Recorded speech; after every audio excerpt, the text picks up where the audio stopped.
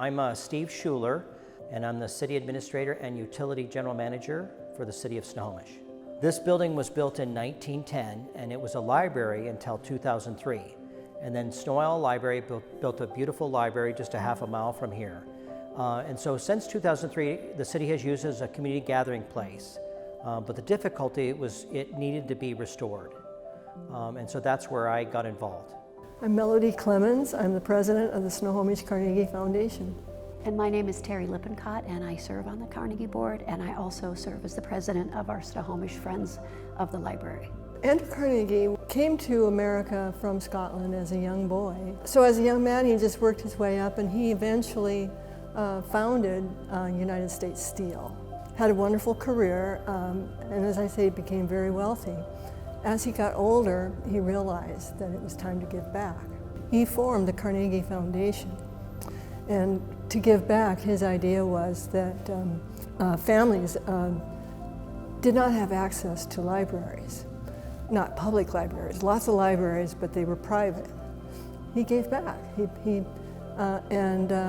founded the foundation to fund libraries, public libraries, in big and small communities, about 3,500, I believe, in the United States, quite a few in Canada, and certainly a major one in Scotland. So Andrew Carnegie gave the option to any community to found a library. You had to meet certain requirements, and you had to establish a community library board that would agree to create inventory for the library.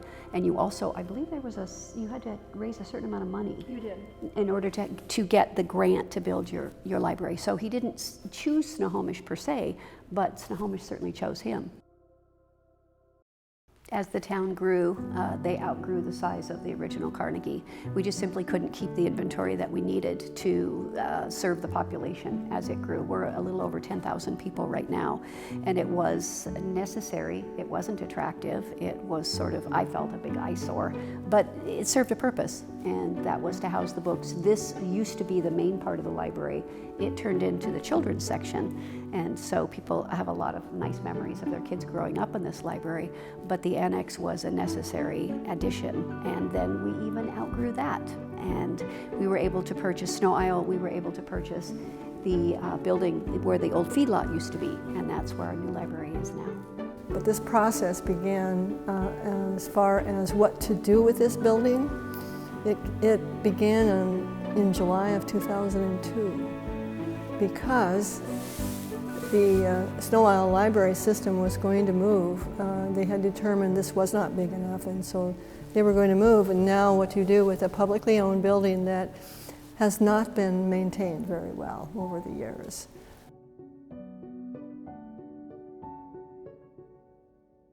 First, we wanted to get the community's input.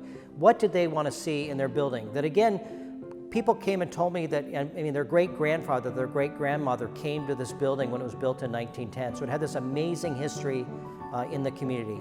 The master plan that we had 3 town halls with the community with, and the one that was finally approved by the city council, had us focus on doing a number of things. Number one, restoring the 1910 original structure and trying to stay true to the history of that building.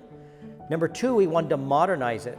So like I talked about before, it's got all new electrical, all new mechanical, all new heating. It never had air conditioning before. Now we're gonna have air conditioning. It's got Wi-Fi. It's got built-in speakers. It's got a 90-inch TV. So even though we have really tried to remain true to bringing back the historic 1910 building, everything is modern, everything is new, and it'll function like a new building today. But the area that had the 1960s annex will now be a grass lawn and a park that will be able to be used. So a lot of times people will want to have an event that may be inside, but they also want to be able to use the courtyard. There'll be a brand new courtyard. My name is Wendy Poischbeg, and I'm the Economic Development and Communications Manager for the City of Snohomish. So as soon as construction's over, I'll be managing the facility. So managing the staff that would be here for renting, marketing and promoting the building so people know that it's available. Basically getting it set up so people will come and utilize it. So when it's done, I mean, it will really be a community gathering space, so it will be used for rentals, but we also have this amazing grounds outside, the exterior, so there'll be concerts or people can have outdoor events, live music.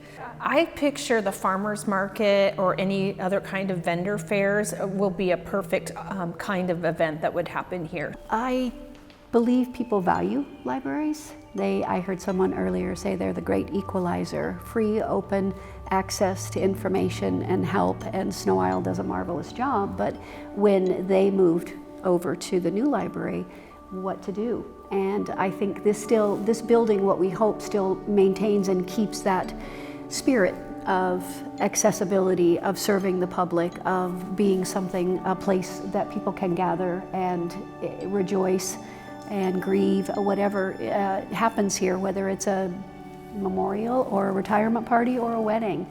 It will be a place to serve the community, a place of joy. I would say it's been a long process, this building. It's much loved. It's revered by those of us who spent time here or brought our kids here, and we are honored to be a part of helping to restore it and bring it back to life.